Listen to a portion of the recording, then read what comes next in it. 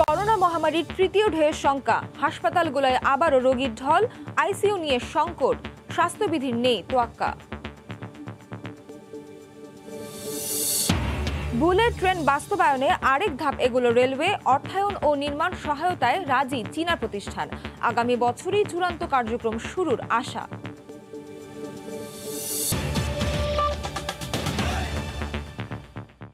সময় সংবাদের সঙ্গে আছি আমি নাবিলা সোহার।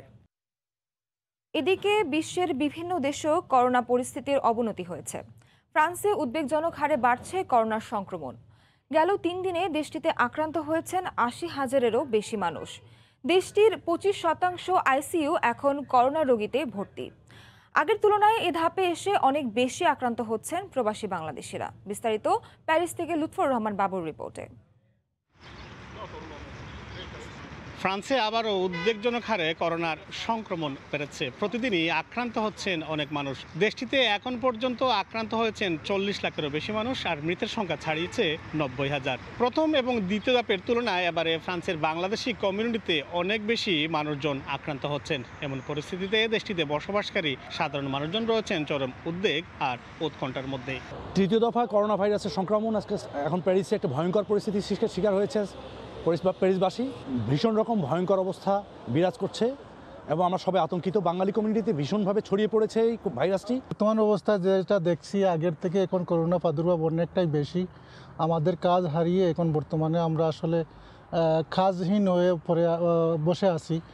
এই যে গাড়ি আছে, কাজ নাই, কিছু নেই, কোনো প্যাসেঞ্জার নেই, রাস্তায় রাস্তায় মানে আমরা এভাবেই দিন কাটাচ্ছি। দেশটির হাসপাতালের 95% আইসিইউর আসন এখন করোনা রোগীতে ভর্তি রয়েছে। শুধুমাত্র ইল দো ফ্রান্স বিভাগেই আইসিইউর আসনে 1000-এরও বেশি রোগী ভর্তি রয়েছেন। এদিকে অ্যাস্ট্রাজেনেকার ভ্যাকসিন ইউরোপের অনেক দেশে বন্ধ করা হলেও ফ্রান্সে এর প্রয়োগ চলছে। ফ্রান্সে এখন পর্যন্ত 24 লাখেরও বেশি মানুষ প্রথম ডোজের ভ্যাকসিন নিয়েছেন, আর দ্বিতীয় ডোজের ভ্যাকসিন নিয়েছেন 9 লাখেরও বেশি মানুষ। ফ্রান্সে আবারও দিনে দিনে যেভাবে করোনার সংক্রমণ বাড়ছে, তাতে আবারও আগের মতো করোনার সংক্রমণের কোনো সুনামি আসে কিনা সবার মনের মধ্যে সেই ভয় এখন কাজ করছে। মমলুৎফর বাবু, সময় সংবাদ, প্যারিস। করোনা মহামারীর তৃতীয় ঢেউয়ের শঙ্কা, আবারও বাড়ছে সংক্রমণ। বাংলাদেশে তরুণরাই আক্রান্ত হচ্ছেন বেশি, কিন্তু স্বাস্থ্যবিধি তোয়াক্কা নেই জনসাধারণের মধ্যে। এই মুহূর্তে ময়মনসিংহের গাঙ্গিনার পার মোড়ে আছেন হারুনুর রশিদ। সরাসরি চলে যাচ্ছি তার কাছে। হারুন,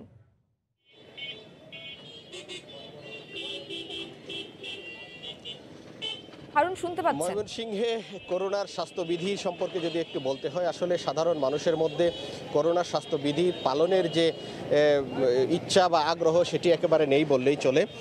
আমরা এই নগরী ঘুরে যে বিষয়টি দেখেছি যে যদিও কয়েকদিন যাবৎ করোনার সংক্রমণ বাড়ছে বা করোনার আক্রান্তের সংখ্যা বাড়ছে এবং গতকালও প্রায় 18 জনের প্রাণহানি ঘটেছে এই করোনায় এবং প্রায় 1159 জন সারা দেশে শনাক্ত হয়েছেন, কিন্তু সেই তুলনায় আসলে মানুষের মাস্ক পরার যে আগ্রহ বা স্বাস্থ্যবিধি নিয়ে যে আগ্রহ সেটি একেবারে নেই বললেই চলে। দর্শক, আপনারা দেখতে পাচ্ছেন যে মানুষ যানবাহনে চলাচল করছে, একসাথে গাদাগাদি করে যাচ্ছে, কিন্তু তাদের যে করোনা সচেতনতার যে মাস্ক পরিধান করার কথা সেই মাস্ক পরিধান একেবারে নেই বললেই চলে। মাঝে মধ্যে দু একজন সেটি ব্যবহার করলেও বেশিরভাগ মানুষই আসলে সেই করোনা স্বাস্থ্যবিধি মানার যে প্রক্রিয়া সেটি তারা মানছেন না, যার কারণে যে ময়মনসিংহ অঞ্চলেও আবার নতুন করে করোনার সংক্রমণ দেখা দেওয়ার একটি সম্ভাবনা দেখা দিয়েছে।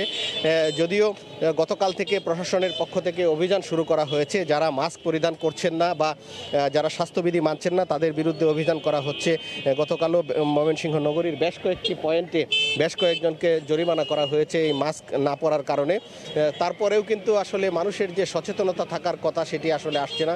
মানুষজন মাস্ক ছাড়াই বের হচ্ছেন, তারা তাদের যে দৈনন্দিন কাজকর্ম যেগুলো তারা পালন করছেন, কিন্তু তারা মাস্ক ব্যবহারের প্রতি একেবারেই মানে নিরুৎসাহিত বা মাস্ক ব্যবহার করছেন না, যার কারণে যে সচেতনতামূলক কার্যক্রম যেগুলো চলছে সেগুলো কোনো কাজে আসছে না। এবং এটিতে যারা স্বাস্থ্য সংশ্লিষ্ট আছেন বা বিশেষজ্ঞরা আছেন তারা বলছেন করেছেন। তারা বলছেন যে এইভাবে যদি স্বাস্থ্য সচেতনতা বা স্বাস্থ্যবিধি মানার ব্যাপারে মানুষজন উদাসীন থাকে তাহলে কিন্তু এই করোনার যে ব্যাপকতা সারা বিশ্বে যে আবার নতুন করে করোনার সংক্রমণ বাড়ছে, বাংলাদেশেও বাড়ছে, সেটি আরও বাড়ার আশঙ্কা রয়েছে।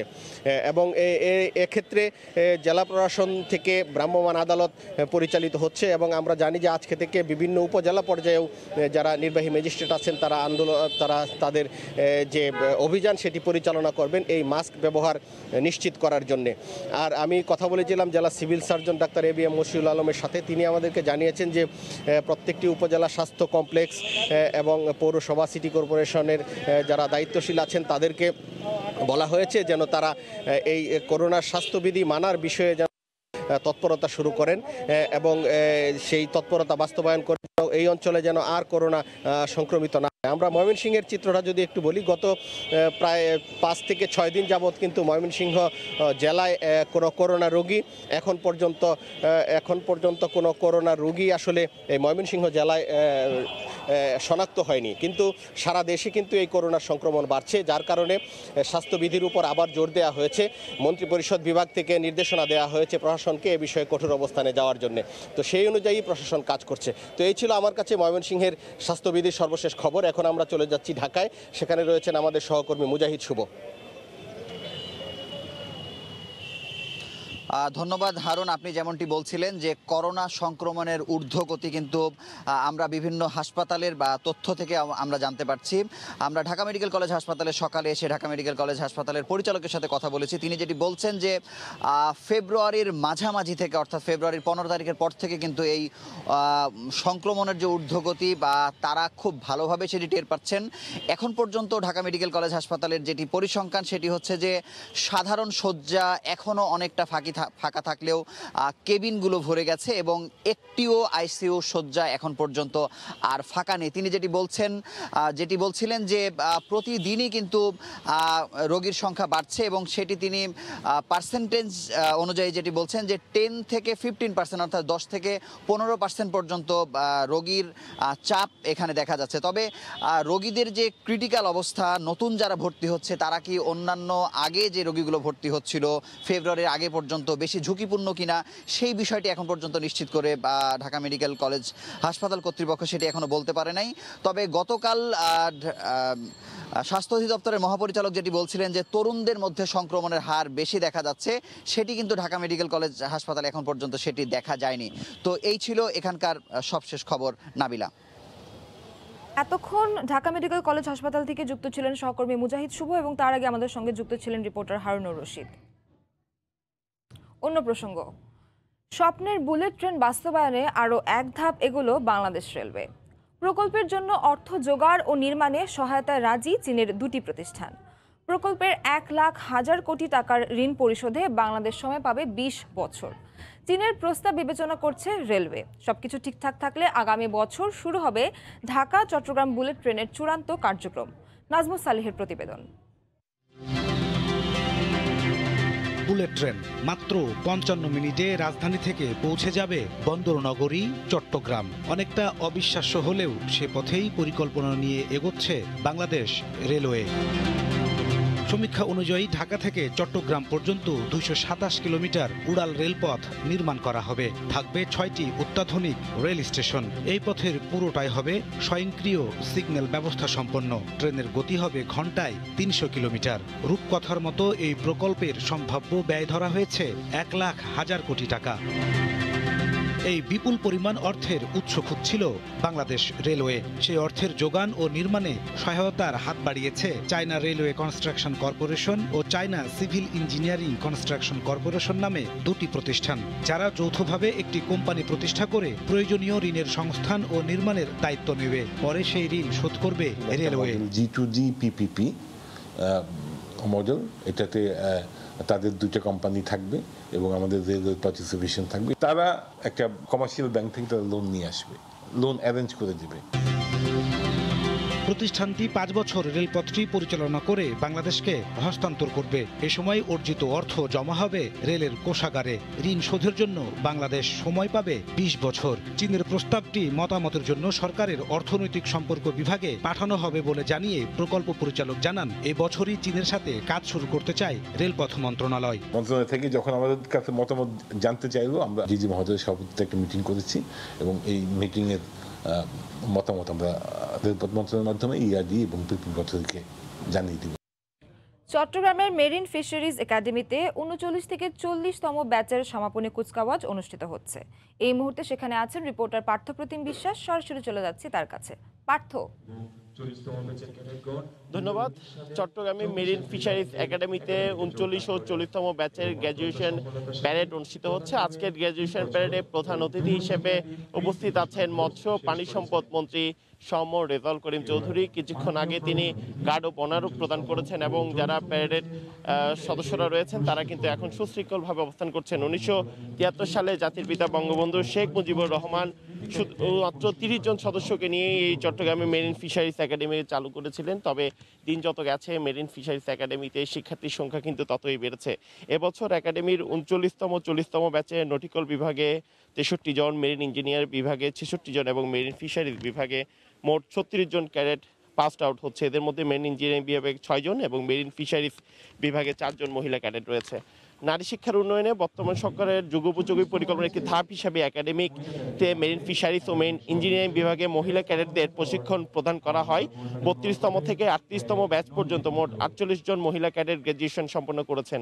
এ যাবৎ একাডেমি হতে উত্তীর্ণ প্রায় 1749 জন পুরুষ ও মহিলা ক্যাডেট দেশীয় বিভিন্ন প্রতিষ্ঠানে অত্যন্ত দক্ষতা এবং সুনামের সাথে চাকুরি করে বাংলাদেশের আর্থসামাজিক উন্নয়নে ভূমিকা রাখছে। শুধু যে মেরিন একাডেমি থেকে যারা পাশ করছেন তারা বাংলাদেশের বিভিন্ন জাহাজেই নয়, দেশের বিভিন্ন বাণিজ্যিক জাহাজে তারা কিন্তু সুনামের সাথে কাজ করছেন এবং দেশের মান মর্যাদা তারা কিন্তু দিন দিন উন্নত করছেন। ইতিপূর্বে একাডেমি থেকে প্রদত্ত 3 বছর মেয়াদী ব্যাচেলর অফ সায়েন্স পাস কোর্সে 2017-18 শিক্ষাবর্ষ হতে 4 বছর মেয়াদী অনার্স কোর্সে উন্নীত করা হয়েছে।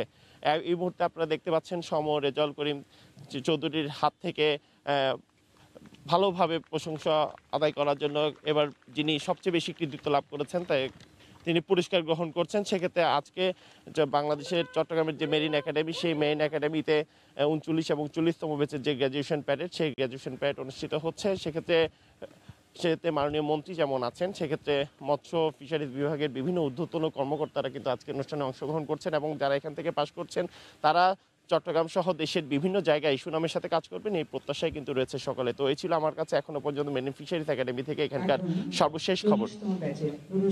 চট্টগ্রামের মেরিন ফিশারিজ একাডেমি থেকে কুচকাওয়াজের বিষয়ে সবশেষ জানাচ্ছিলেন রিপোর্টার পার্থপ্রতিম বিশ্বাস। ক্রমাগত ভাঙনে হুমকিতে প্রবালদ্বীপ সেন্ট মার্টিন। সমুদ্রের স্রোতে প্রতিনিয়ত ভাঙছে পাড়, ছোট হচ্ছে আয়তন। আসছে বর্ষায় এ ভাঙন আরও তীব্র হওয়ার শঙ্কা স্থানীয়দের। আরও জানাচ্ছেন সুজাউদ্দিন রুবেল। দেশের একমাত্র প্রবাল দ্বীপ সেন্ট মার্টিন। নীল পানি, মাছ আর প্রবালের মিতালিতে এই দ্বীপ বরাবরই আকর্ষণের কেন্দ্রে থাকে পর্যটকদের। তবে জলবায়ু পরিবর্তনের নেতিবাচক প্রভাবে দ্বীপটিতে দেখা দিয়েছে ভাঙন, যার মাত্রা বেশি উত্তর পশ্চিম ও দক্ষিণ দিকে। প্রত্যেক বছর বর্ষাকালে ভাঙে, এই যে বস্তা দিছে এগুলা এরকম বস্তা দিতে হবে। চতুর্পাশে টেকসই পরিবেশ বান্ধব বেড়িবাঁধের ব্যবস্থা করা না হলে সেন্ট মার্টিনকে আমরা হারাবো। 1994 সালে জলোচ্ছ্বাসের পর নানা উদ্যোগ নেয় এতদিন মোটামুটি নিরাপদ ছিল সেন্ট মার্টিন, কিন্তু সম্প্রতি দ্বীপের কোনো কোনো অংশে 100 থেকে 150 ফুট পর্যন্ত সাগরে বিলীন হয়েছে বলে দাবি স্থানীয় জনপ্রতিনিধির। সরকার কোনো ব্যবস্থা যদি না হয় তাহলে ভাঙন যদি অব্যাহত থাকলে অস্থিরের বিলীন হওয়ার সম্ভাবনা থাকতে পারে।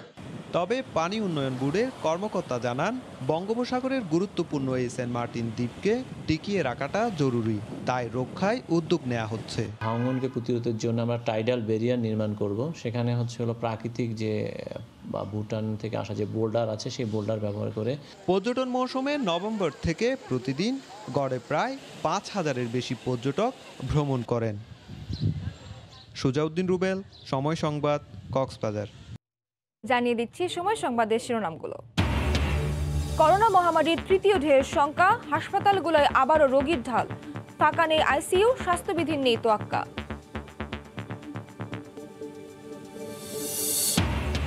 বুলেট ট্রেন বাস্তবায়নে আরেক ধাপ এগোলো রেলওয়ে। অর্থায়ন ও নির্মাণ সহায়তায় রাজি চীনা প্রতিষ্ঠান। আগামী বছরই চূড়ান্ত কার্যক্রম শুরুর আশা। এই ছিল সময় সংবাদের সঙ্গে থাকুন সময়ের।